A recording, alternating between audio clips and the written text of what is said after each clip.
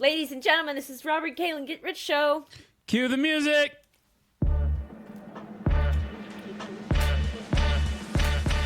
That's right. This is the Robert and Kalyn Get Rich Show. I'm Robert Kimmel, your host. This is Kalyn Kimmel, one of your hosts. Today is November 25th. This is episode 76. Thank you so much for joining us this week.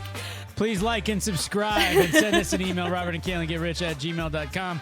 Watch us on TikTok, YouTube, Facebook, and Instagram. Subscribe and send us to all your friends. Now, here's what we're all about here today on November 25th on episode 76. We're going to cover the following topics. Banana etiquette. Earl Campbell's phone number. Bob Ross paintings. Whether or not to invest in Madison Square Garden sports. Who plays for the Knicks? Naming a stadium after the president, Donald Trump. Fraud convictions. And girls getting the best of JP Morgan Chase. Presenting your business plan to your local local bank office. And Reddit.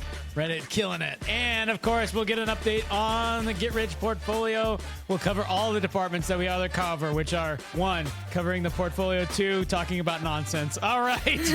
That sounds like the kind of show for you. Buckle up. It's going to be a wild ride once again. Wild ride. And here we go, Kalyn, our Thanksgiving edition of the Robert and Kalyn Get Rich podcast. Let's go now. All right.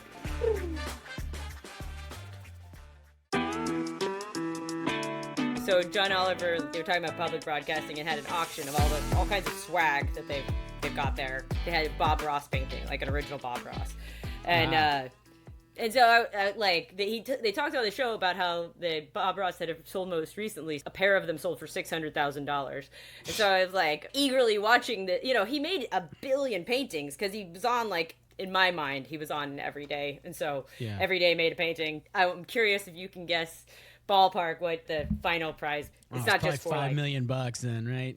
Oh no, it was 1 million, which I think is insane. To have an online auction where a top item goes for $1 million, I was like, geez, he knows how to throw an auction better than we do, Kalyn, which is why. Yeah, apparently so.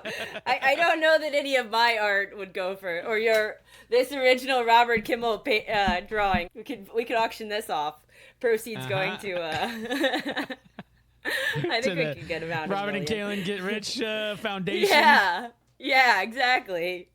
What other weird things did they have? They had Russell Crowe's jockstrap from the Gladiator movie. Okay. That won $21,000. They have a bunch of wax presidents. Those were surprisingly affordable, only $5,000, which I thought was not that much. Richard Nixon is only $3,000. We could be in the market for wax Richard Nixon. And then the next most expensive thing was you get to appear on the little thing next to John Oliver in some live segment, and that sold for $100,000. And I was like, jeez, this idiot spent $100,000 just to be on TV. I'm surprised. Honestly, I would have thought that would have gone more than the Bob Ross painting because people love. Yeah. Really? The chance to be famous or whatever. Yeah. I don't know. I just got done, this week meeting with a guy who's a wedding planner. On the east side, happens to be the Jewish community. So he does the wedding plannings and other event plannings. The other mega event in that community is the bar and bat mitzvahs, right? And so he was talking about these bat mitzvahs that ranged from $250,000 to $1 million. He was talking about a $1 million bat mitzvah he was a part of that involved renting 32 Land Rovers and having a live animal park in the parking lot of the local mall. So with elephants and tigers and shit, not with donkeys. Yeah. So it reminds me of my Super Sweet 16 on MTV. That I don't know. You probably didn't watch that show very much. No, that was not a big My Super Sweet 16 watcher, I will confess. I think it was around the time that I was 16 anyways, but it also, I think, slants towards girl show. But I remember people getting Ferraris for their 16th birthday and stuff like that. As part of the party, they would have the gift giving, and all of the, most of them were over $500,000, many over $1 million for the party. The budgets were crazy. And I'm like, man, we were so neglected. Like, where's my Ferrari, Dad? Like, Mom wouldn't even like rent tuxedo shoes for me to wear to prom. Yeah. I mean, I remember my prom dress. I had to fight tooth and nail for my prom dress. It was like $250 to $300, like, which was, it's a lot of money, but like, I still have it. Especially back then. Yeah. You still have it. I mean, it was, but yeah. I can still fit it. Oh, that's good. It's a little. Not many can say that. It helps that it like doesn't have much of a back, like so, sure. like. By fit, I mean like yeah, the back kind of stretches over to the side. Technically, this is on my body. Fitting.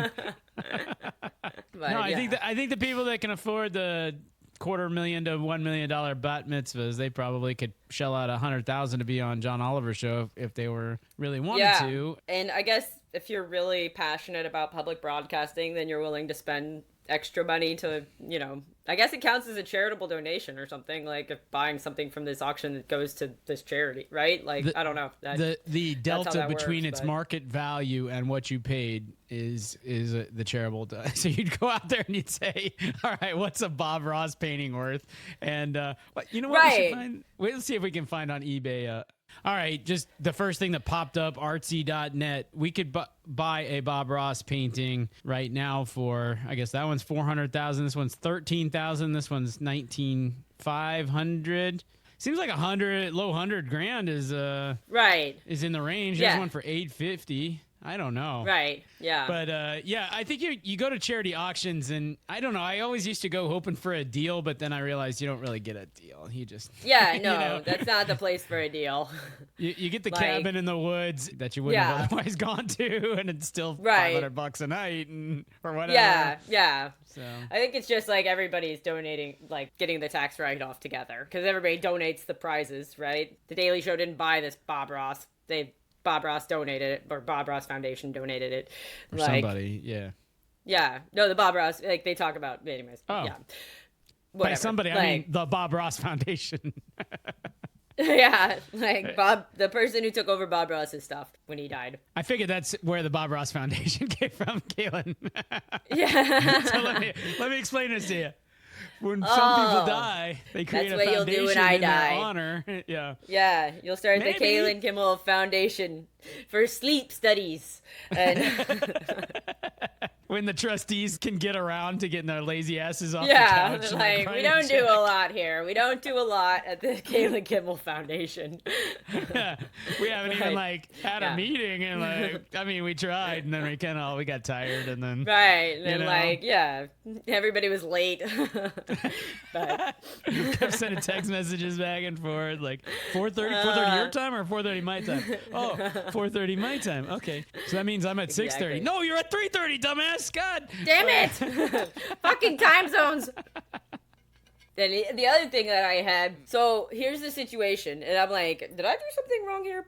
I'm at the grocery store, it's kind of late night, and I go over and I'm like about to buy bananas, but there happens to be another dude kind of near me in the banana area, and I live alone, so I pick up a thing of bananas and I break off 3 because I don't want to have 8 bananas. I just want 3 bananas. They just restocked, so there's a bazillion bananas available, whatever. But the guy who's standing, 6 feet away from me, he's looking at his phone, but as soon as I break him off and set the 5 back or whatever, he goes, "Fucking bitch." And I was like, whoa.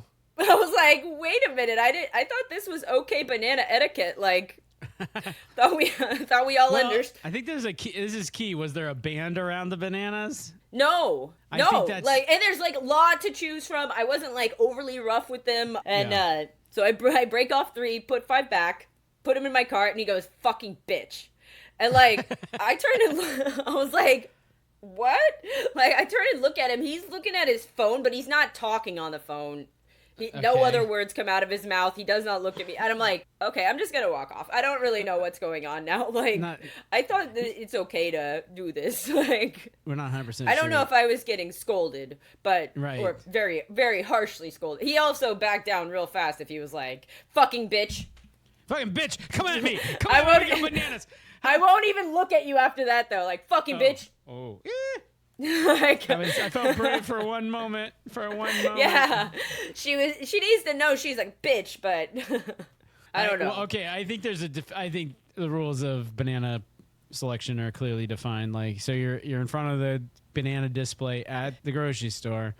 They're in bunches. You get to decide if you want eight or five or however. Like, there are all different numbers in each bunch. Yeah. I go by the way they look. I like the look of these ones. That's the ones I pick up. And if there's more bananas that I want in that bunch, then I just break some off. I try not to leave, like, just a onesie, because I don't think people like that, but... Yeah. The sign usually is... They're not... Usually bananas are by the eaches, you know? So they're 89 cents each or 59 or whatever, right? So... I don't sometimes know. they're by the pound, but... They're by weight, I think, at Kroger. I don't know. Yeah. No, it's Kroger. Guys, and their ambiguity. Kroger, fucking Kroger. But listen, if if the bunch has a band around them, then you gotta buy the bunch. Right, but this did not have a band. There are no bands. They're all loose. Yeah. And like, there's onesies available, there's twosies, there's eights, there's whatever, all in between. Right, so somebody else has already done some scavenging and left the onesie That's what twosies. I thought. Yeah. Right. Yeah. I just didn't like the look of any of the threesies that were available, so I went and found myself some threesies. That dude was mad at his wife or whoever he was, texting with, and he's just projecting at you. And he just talked out loud in my general direction at the perfect time. Maybe it just runs around the grocery store and like, people are fucking like it was autumn. I turned immediately because I was like, is somebody? I feel like I'm about to get attacked or something. Like, I don't know. Somebody's about to be like, you fucking bitch! How dare you break up the bananas?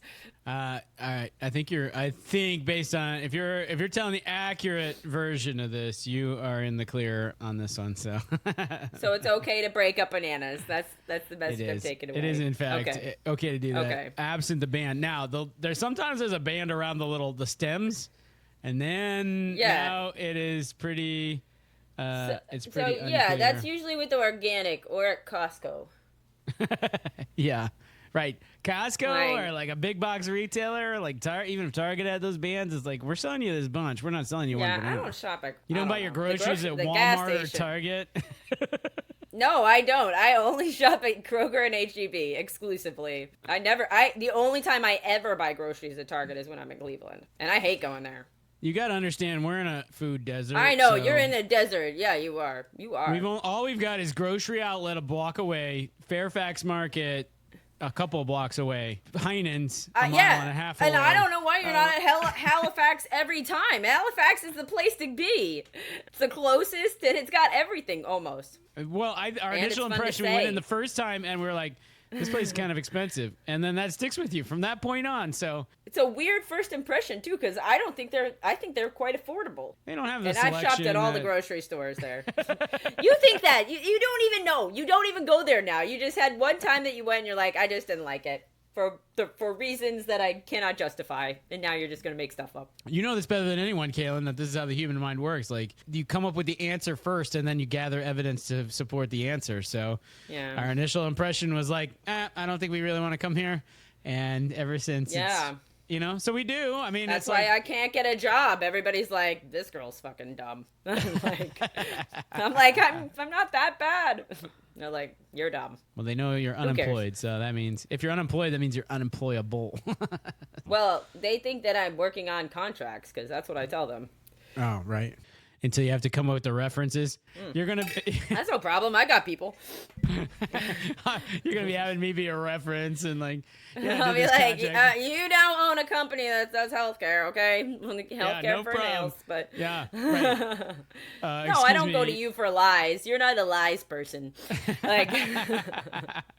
Okay, plus, all they can ask you... liars? I have a lot. Plus, all they can ask you is, if you were employed, are you still employed? So, like, that's easy. January. Yeah, but if you're going to offer which that should raise suspicions if you're hiring somebody and the reference is like, oh my God, she's great, she's the best. Like, no, they know better than to do all that. Listen, when it comes to deception, I'm like, I've got this down. Like, I just completed a reference form.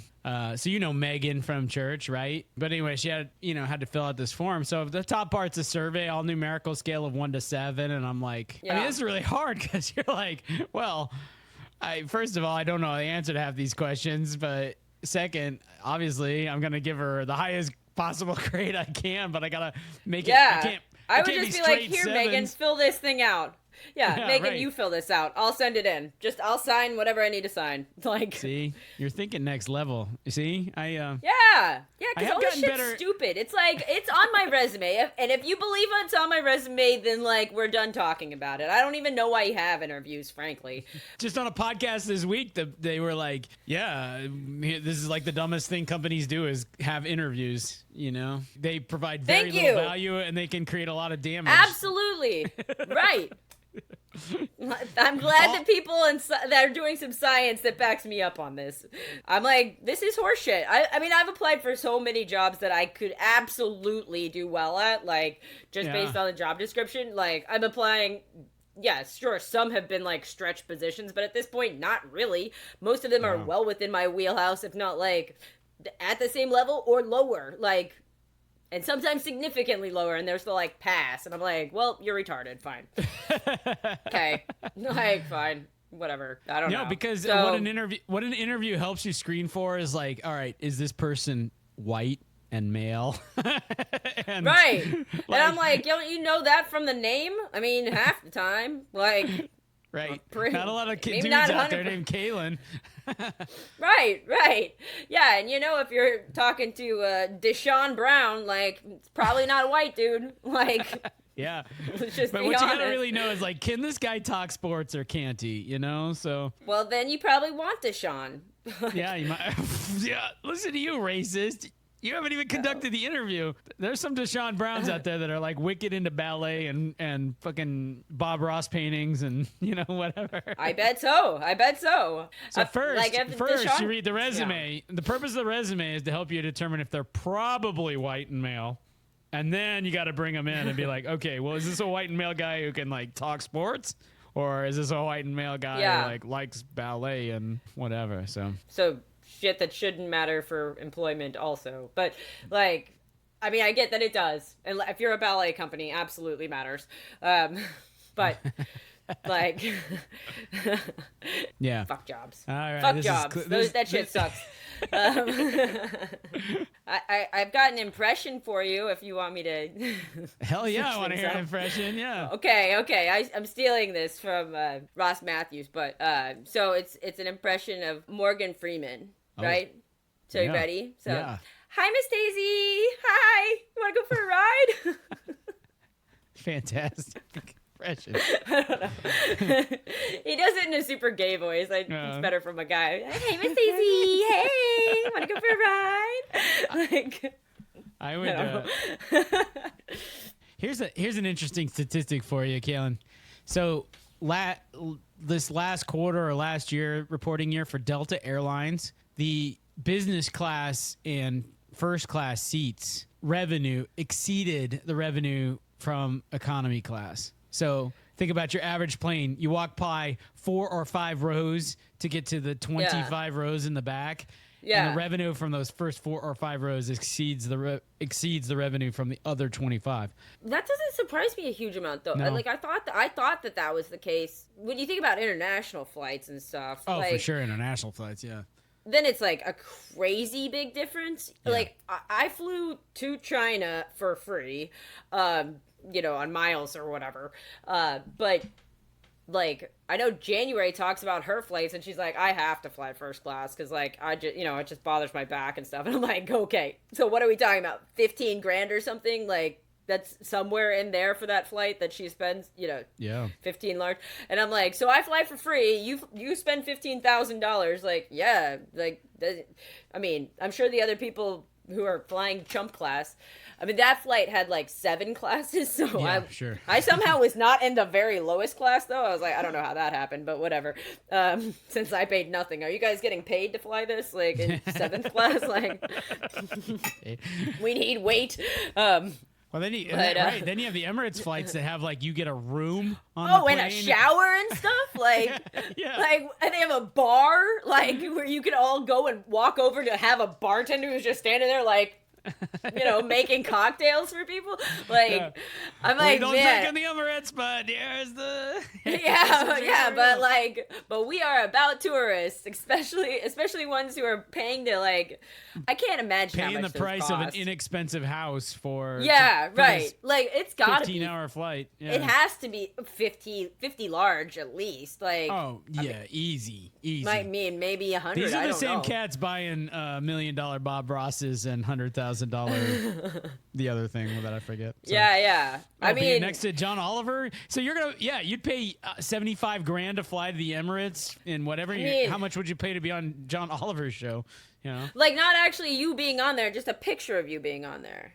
I would pay nothing for that. I would never want that. That's not what I want. I would think they could have a booth at the John Oliver Museum where you're like, have a picture next to John Oliver. Well, there were packages where you could like go and meet John, but this was like so that during one of the segments, they'll have the here's an asshole who paid $100,000. Yeah, that's right. It's like, here's your picture, $100,000 is what that sold for. But let's say you're a really rich motherfucker and you're Kalyn's, boyfriend or husband, and Kalyn loves her son John Oliver. Yeah. What? So then you're buying it as a gift for me. For your birthday, we're gonna put your face up on the John and Oliver like, show and surprise you. Yeah. Oh, so okay, back to our Morgan Freeman impressions. Hi, Miss Daisy. Yeah. I remember a Roseanne Barr stand-up routine where she's like, I'm going to do my impersonation of Whitney Houston. I think she's a very nice person and sings very beautiful music. That's my impression. I'm like, my impression that... Okay. The impression you're getting that... here's what I think I get the impression. That kind of impression, yeah. But you know who does just brilliant... You want to die laughing, go look up Frank Caliendo and his Morgan Freeman impressions. He can do 1 million, though, can't he? Isn't that guy you sent me before? He can do 20 or 25, yeah. Really well. Like, if you close your eyes, you're like, I'm definitely listening to Morgan Freeman right now. Yeah, yes, yeah. Exactly. He's got Morgan Freeman's... I tried, man, but I was like, Andy Dufresne came to the... That's the day that Andy Dufresne came to Shawshank. You sound a little like not William Shatner, but William Shatner. How can we? No, Bones. Like who am I thinking? Like no, Jean-Luc Picard. Jean-Luc Picard. That's who you're sounding like when you're doing Morgan Freeman. You got a little Scottish. Okay. Like Andy Dufresne was boom. Yeah, was beamed to the the Starship Enterprise. Starship Enterprise. Stardate. 12/15/2025. Who is that guy's? What's this guy's name? Sir Jean-Luc Picard. He's played by Patrick Stewart. I don't know if he's a sir or not. But he shows up on Family Guy with some regularity. So he shows up in a lot of. I don't know if he has a relationship with those guys because he was in that movie Ted, which I also think the Family guys made, and it's like these guys can get people to say. All kinds of... They can get Patrick Stewart to say some really inappropriate things that I wouldn't think, I guess, for a paycheck. Yeah. He'll say anything. Yeah. Patrick Stewart needs work, But, yeah. There's a price tag on everything, I think, in this world. So, like, I think... Back to the, like, Super Sweet 16s and stuff. I remember hearing some that would have, like, Aerosmith playing. Like... Where I'm like, how much money did you guys have to shell out to have fucking Aerosmith come and do a gig for these fucking teenagers? These spoiled brats. Like that's out of control. Like, it has to be in the, like, $500,000 range. I don't know. For, like, some very big, very recognizable band to, like, come and do a little gig. I don't know. I mean, I don't know how much... The teens are like, this band... These guys, right? They're like, cool, Aerosmith. Yeah, rock on. I guess my dad. Well, I think the lesson of and by the way, the wedding planner, event planner guy was like this too. Is like the event is not for the teenager. This is for the parents of the teenager to show off what a bunch of ballers they are, basically. Right. Yeah. I mean, there's lots of cultures that I feel like there's that's like the story with weddings also. Like, we have to invite fucking everyone because it's like our way of like getting together and showing off like that we've done well and our kids are gonna, that kind of thing. Yeah. Like, I'm not about that. Like, not that I'll get married, apparently. I can't talk anybody into that.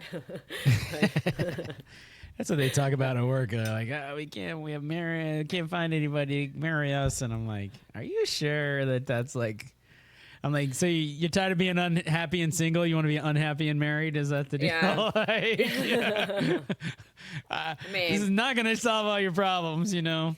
No, yeah. The like loneliness problem though would be helped quite a bit. The like living life in total isolation. You can replace the loneliness problem with other problems. Yes, that's. Oh, sure. I'm just saying, like, that's like the biggest problem that I have, and like that one would be solved. And then, as you know, what you yearn for when you're in that scenario, what you yearn for is the cabin in the woods and absolute total loneliness. Yeah. The grass is always greener. I get it for sure. And I do I'm not like so unhappy with I mean, it gets a little old because I'm like, I'll just eat the whole head of cauliflower because I don't even have fucking anybody else to cook for. So fuck it. Like, you know, like there's the sad moments for sure. Yeah. But in general, it's like, whatever. I do what I want to do. I live how I want to live. And, you know, I think I should get a facelift. Okay. We were just talking about that. As you know, we've had various treatments happened. And now she wants more? No, I don't think so. I think the lip thing was very painful and she doesn't want to do that again. I told you. And maybe because it's just the shadow of that, but she's like, no, I probably won't do Botox and like, maybe a little something, you know, but. I think everyone should get Botox. Yeah, I know you're a big Botox look at my forehead. Look at how beautiful my forehead is. Yeah, that is one beautiful I mean, dudes are walking by in the groceries and they're like, fucking bitch. But damn, she has a beautiful forehead. I can move my eyebrows more than usual right now. See? Yeah. I don't like that. I don't want to be able to move at all. No. But like, yeah, and the snarled face, the like thinking face, when you like pull together. See? This is me trying as hard as I can. Can't do it. That's why it's all smooth. And that's a good thing. Yeah. Because, I mean, people still understand what I'm feeling. You don't need your eyebrows to convey emotion. It just has wrinkles up your forehead, which should be nice and smooth. Yeah. Youthful looking. Yeah. All right, so one cat who could do $1 million quinceañera party would be Donald Trump. And he has discussed how the Commanders should rename their stadium after him. So, you know, thanks to all the work he's done. And then this is my favorite line of the article. It's unclear how Mr. Trump has contributed to the construction of the new stadium.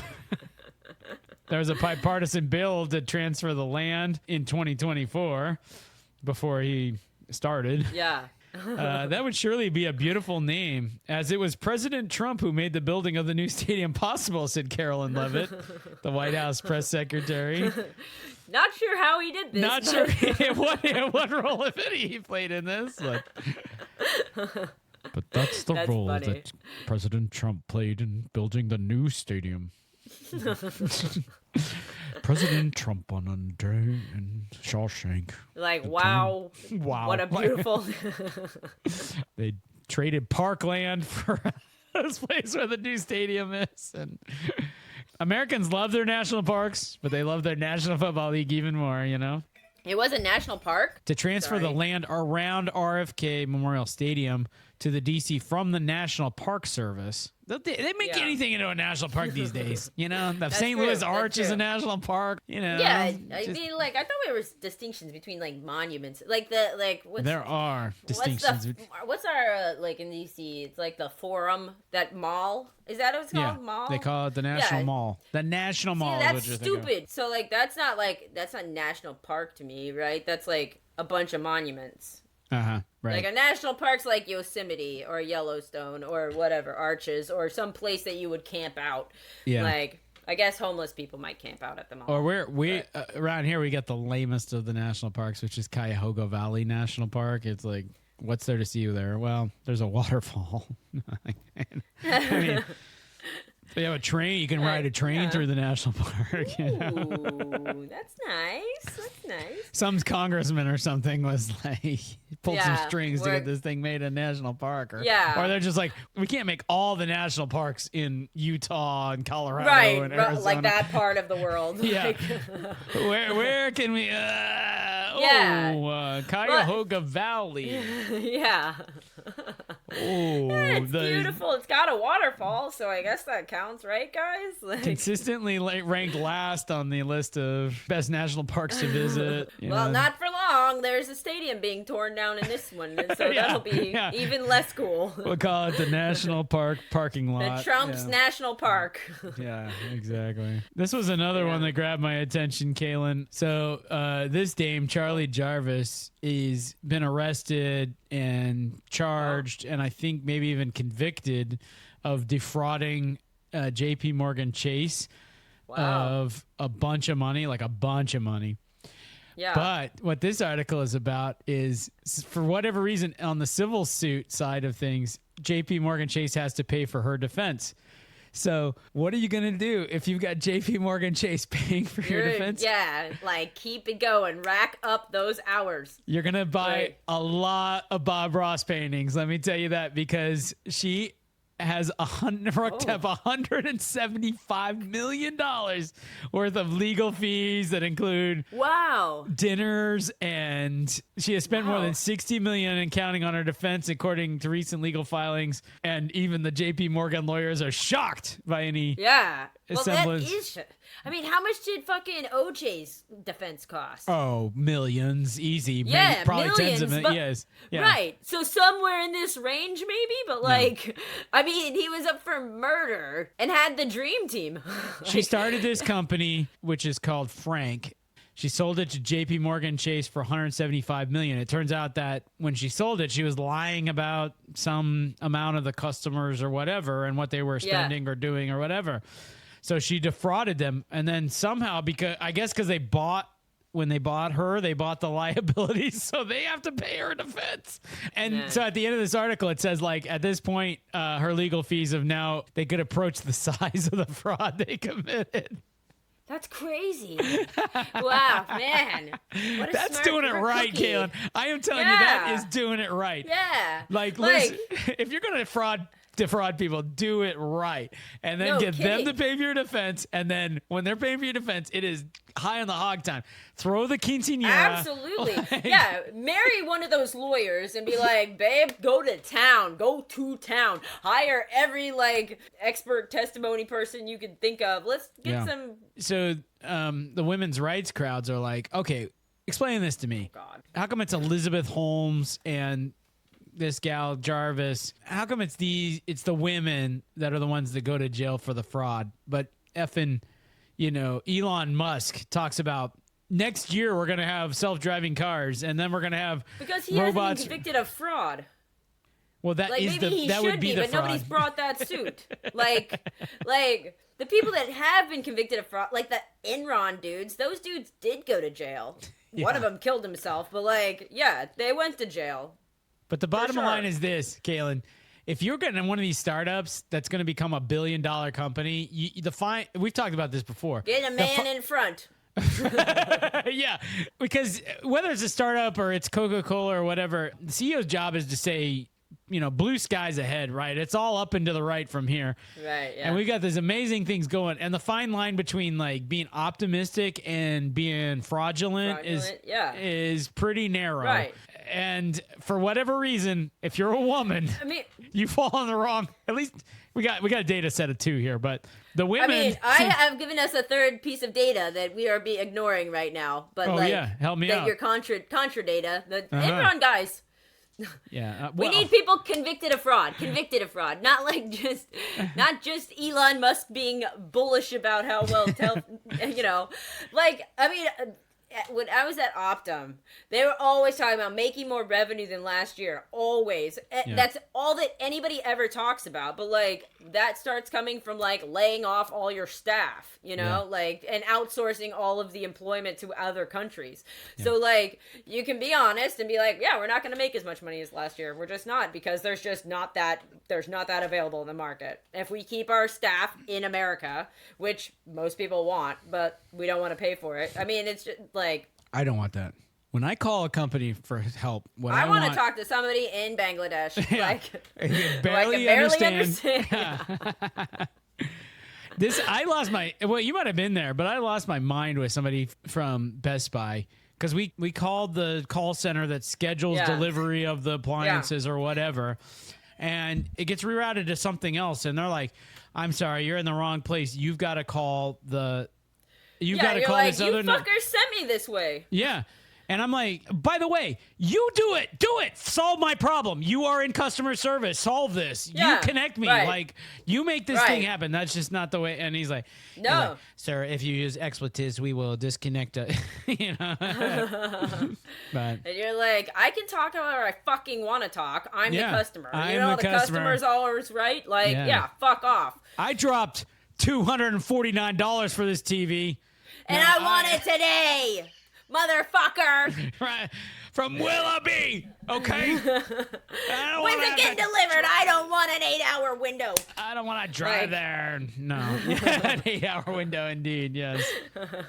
I think that was what it was about. Yeah. We had already told these other people, because there's 17 customer service groups. Like, yeah, it's like, can you guys convey the information to one another, please? At least, if you're gonna transfer me, like, at least, like, okay, I'm gonna send over this call. This is caller number 17830. Blah, blah, blah. Yeah. That pops up on the other person's screen. They don't want the refrigerator delivered before 9 a.m. Okay, they don't want it before 9 a.m. Eastern time. They're US. like, when can we deliver this? Well, our openings are from 7 to 9 a.m. You're like, fuck! All right, I had a stock idea for you, Kalyn, that I wanted to share. I heard about this on a podcast, and I thought it sounded pretty good. So, Madison Square Garden Sports Group. Okay. They are the leading professional sports company with a collection of assets that include the New York Knicks, the New York Rangers, and 2 development teams, the Westchester Knicks and the Hartford Wolfpack.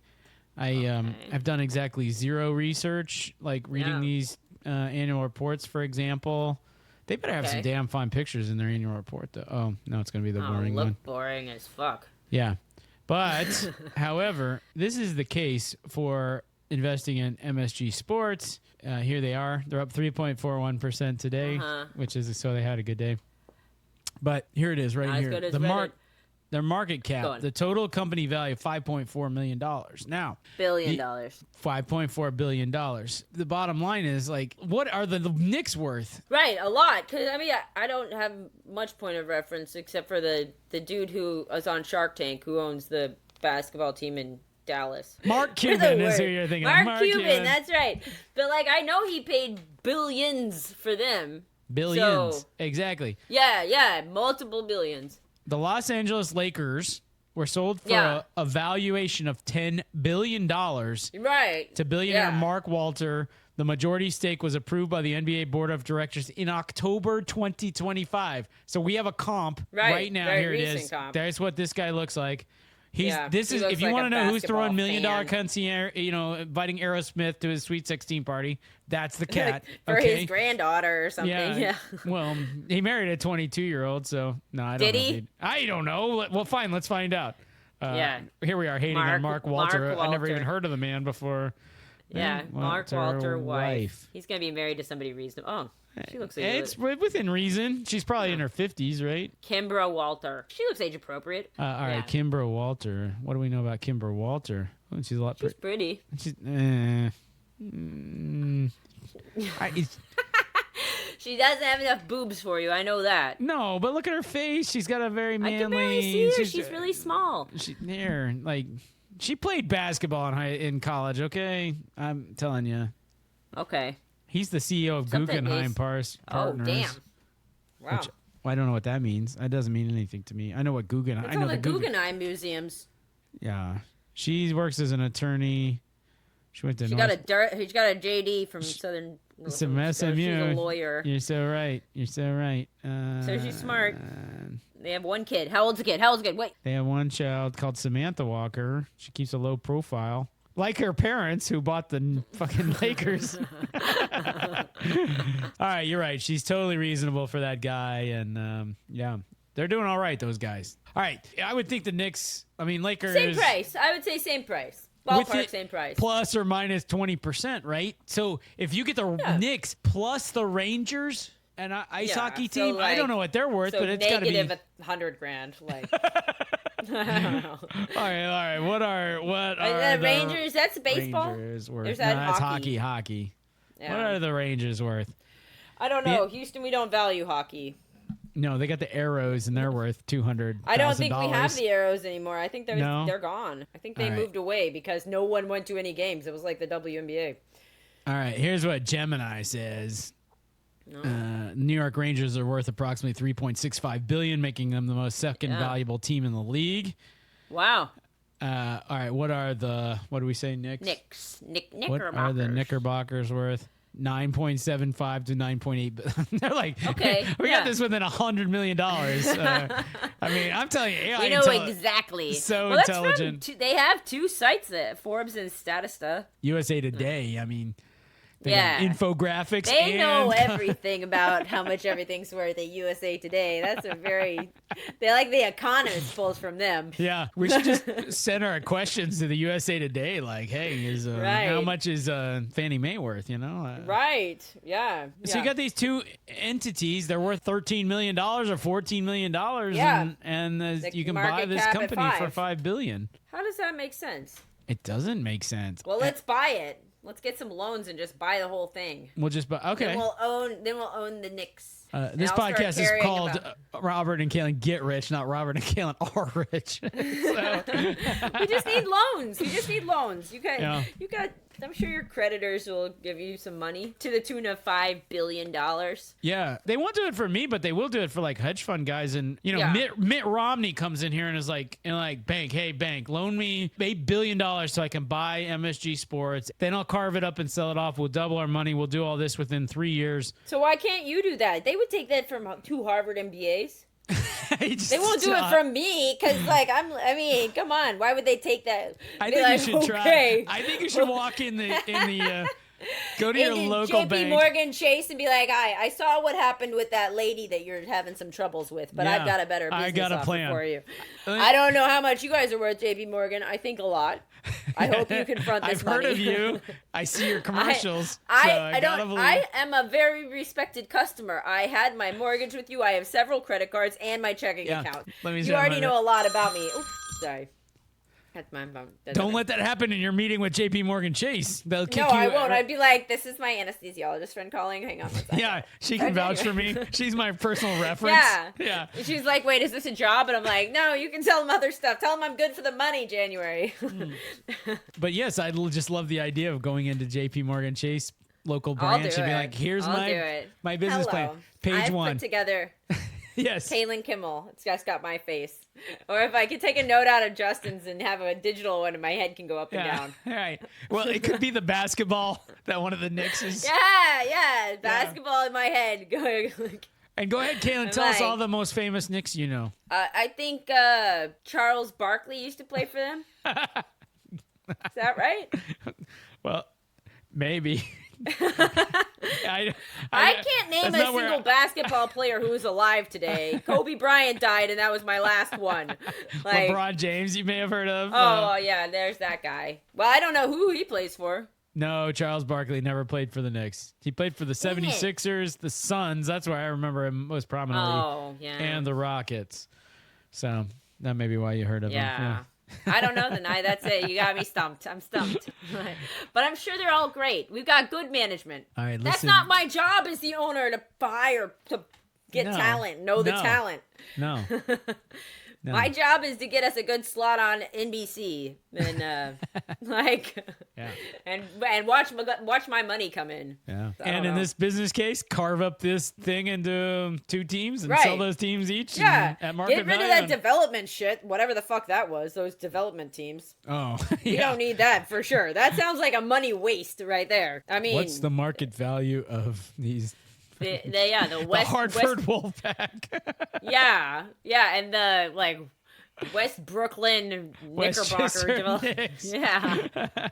What's the value of shit that I've never? I mean, it doesn't mean much that I've never heard of it, but even pretty decent. The American Hockey League franchise is Hartford Wolfpack is likely worth between 12 and 15 million.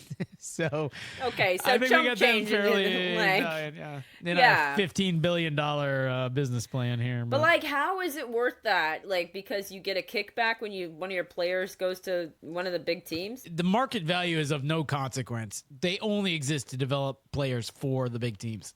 That's all. Right. They probably lose but I don't money even hand have- over fist. Honestly. Yeah, I think that's just a money suck. Yeah. Yeah. There's no way that That it's making money. That people are out there buying Westchester, New York Knicks apparel and stuff going to the games. And they're $10 tickets and like, I mean, they make more money on beer than like, I think they're lucky if they sell enough beer to pay the guys' salaries in a given night. I mean, do they have games or is it just like a training facility? No, it's a minor like league the Olympics. No. It'd be like the Arrows. I'm sure the Arrows were a developmental team for somebody. They were proper in HL team for a time. They were not. No, they were not.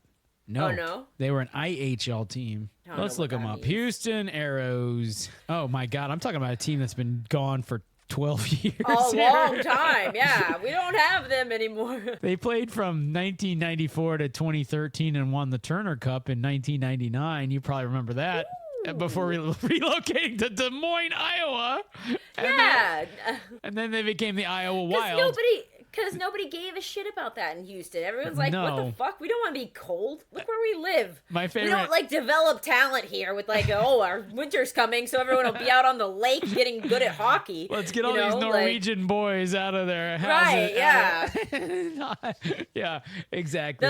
Roaming the streets of Houston, finding the future talent for hockey teams. Though I did in I think it was in high school. Now I can't remember. Like, one of my teachers or professors, if it was college, it was either early anyway, whatever. Like, I got extra credit because at their, like, adult league hockey teams games, you could go and if you worked the clock and stuff, then you get extra credit. So I did that a couple times, but I was like not good at it at all. They'd always yell at me because I like wouldn't know when to stop the clock. They're like, "We got a point." I'm like, "I'm not paying attention. I want the extra credit. I'm sitting here filing my nails. I don't give a fuck about this game." And they're like, "Stop the clock," because it matters a lot. Yeah, and I'm like, I don't know. My favorite Houston Arrows story was, I went to a game one time, and at that game, they did the thing, they do the announcements, the kiss cam or whatever, and then they're like, and now in section 213, and they zoom over with the spotlight, and a cat proposed to his girl at the Houston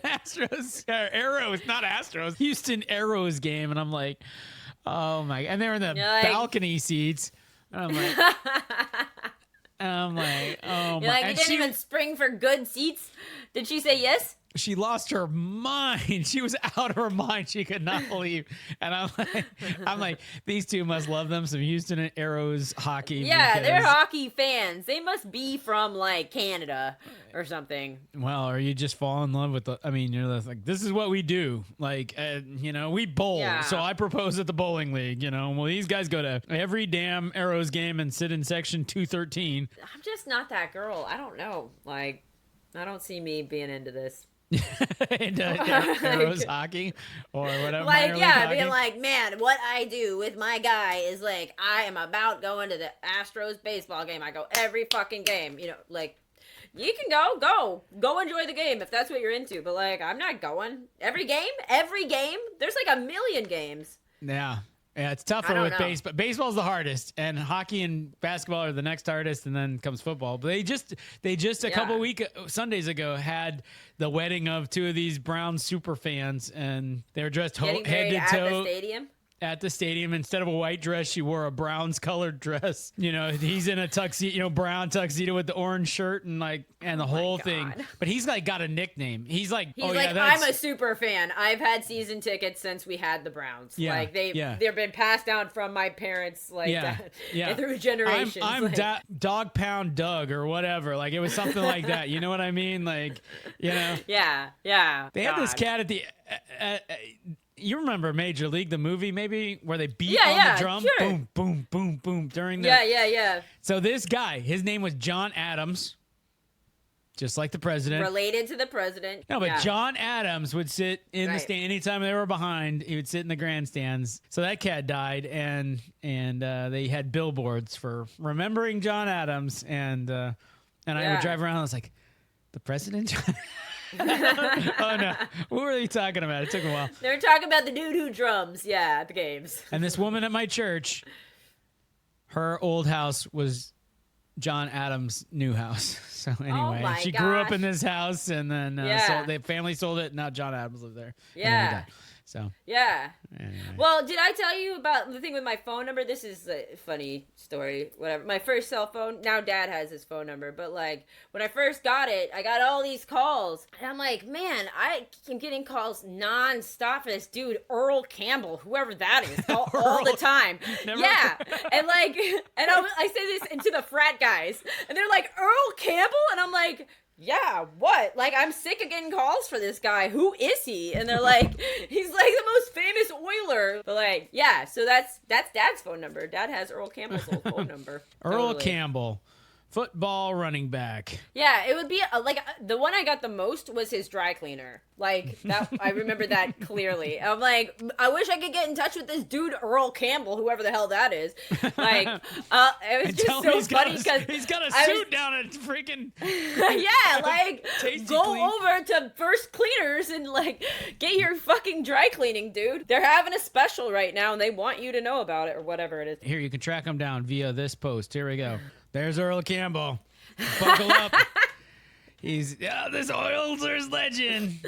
Now this guy, see this guy's jacket? That's the Football Hall of Fame logo right there. So I don't know. And it's posted by the Pro Football Hall of Fame. There he is. All right, hang on. Is Earl Campbell in the Hall of Fame? I'm sure he is. Yeah. He was inducted in 1991. All right, Heisman Trophy in '77. Wow. All right. He's from Tyler, Texas. Get the fuck out of here. He's from Tyler, Texas. Yeah. Birthplace of Justin Strickland. Oh my gosh. God. It all comes or maybe together. Taylor. I always forget. It's either Tyler or Taylor. Where is Earl Campbell today? Okay, he's in Austin. He's a prominent businessman living in Austin. And he president of Earl Campbell Meat Products, baby. Yeah. Yeah. That's what you're supposed to do. You see that stuff at the store. Like, same with what's the actor George Foreman. You could take your Earl Campbell meats and grill them on a George Foreman grill. That's true. Then okay, so the actor who is in Butch Cassidy and the Sundance Kid. Oh, there's two of them. Paul Newman has all kinds of food stuff. Yeah. He has salad dressings and meats and all kinds of things. He's long dead. His stuff's pretty good.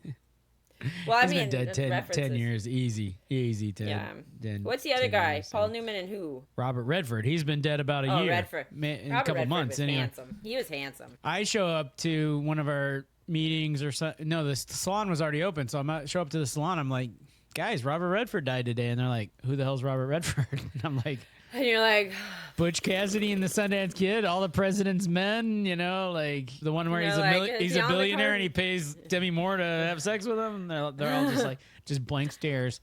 Like, what are you gonna do? Oh, The Sting! You gotta watch The Sting. You can't die without watching The Sting. It's so great. So totally. You don't remember? Go watch The Sting.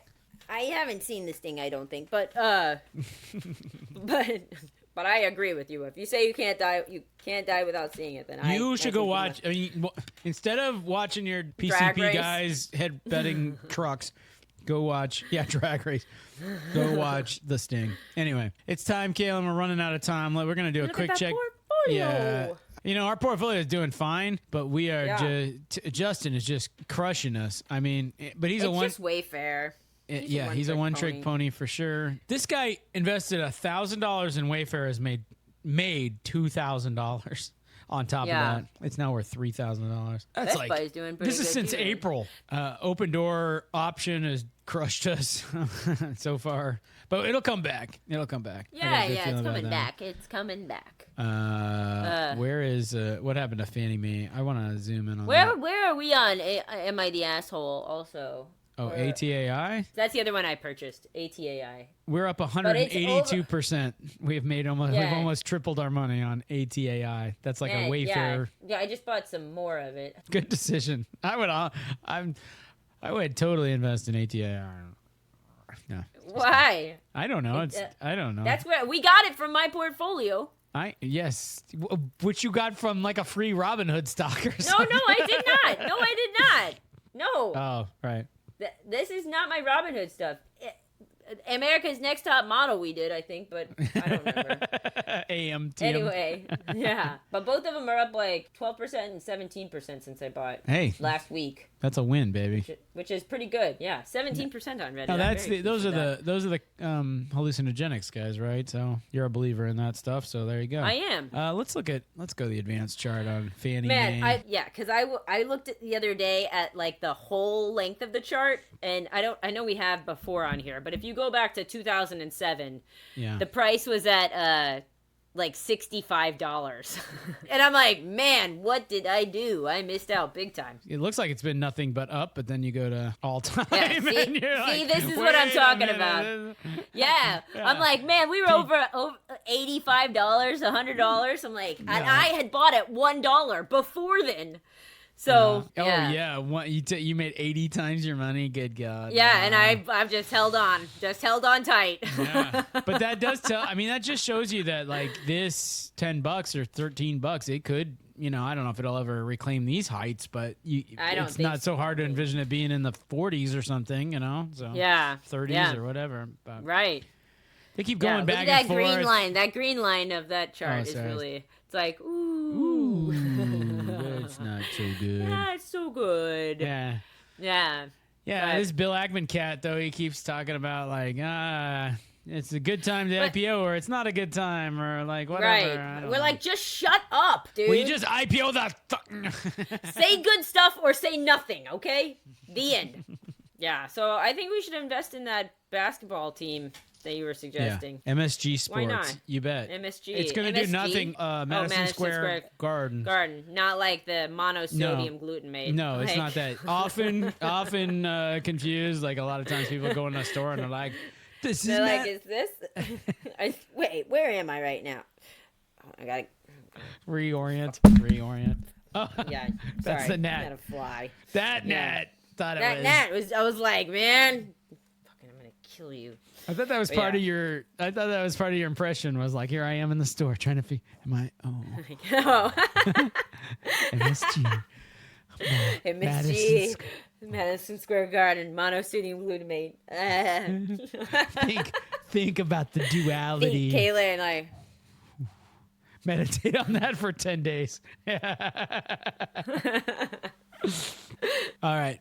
We will add MSG Sports to the portfolio to the tune of $1,000. It will do nothing for 4 years, and then we will make 5 times our money in. Yes. Yeah, hell yes. Which is what we were looking for with Warner Brothers, and it did exactly that. Just a lot faster than 4 years. So maybe I'll buy something for real in my portfolio again this week. Oh, interesting. My real money. I know. I was like listening, doing the editing, and I'm like, man, maybe I should take my own. I'm like, I should just do whatever we do. And I'm like, you know what? Maybe I will do what we do. Like, I know we should rewind the clock and like instead of funny money, just invest $1,000 of our real money or $100 or something. Anyway. Yeah. Well, that's what I'm starting to do. Next season, Kalyn. Next season. Okay. Not that we have seasons, but whenever we decide next season is. I know. We should be like at the season because we're past a year, so we'll be like Robert and Kalyn get rich this time for real, and then our investments will be like. Yeah. It's like, guess what? We're in the depths of a depression. That's it. We're in the depths of depression. Cue the music! Yeah. I fooled you. That's the end of the show. This has been Robert and Kalyn Get Rich, episode 76. Won't you like and subscribe and invest in everything we invested in because that is the way to riches. Or you could invest in everything Justin invested in, which is Wayfair, and you could have made more money and been even richer. I'm contradicting myself because the one thing you should always remember is this is not financial or investment advice. Kalyn wanted to say it, but I won't let her. But she can tell you all the places to tell us we're great and subscribe to our podcast. Go ahead, Kalyn. All the places on YouTube. Well done, Kalyn. Here we go. But she's going to do it using her Morgan Freeman impersonation. Okay, number 1 on YouTube, and then also on iTunes, and then on Spotify, and also like us on our TikTok, and you can send us an email at robertandkalyngetrich@gmail.com. Oh my God, I feel like I'm in the room with Morgan Freeman. It's so good. It's so accurate. So accurate. All right, so folks, do all of that, and most importantly, forward us to your friends. We love every one of you that's a regular listener, and we can't wait to And see all our you. new listeners, too. That's right, new listeners and repeat listeners. Happy Thanksgiving to you all.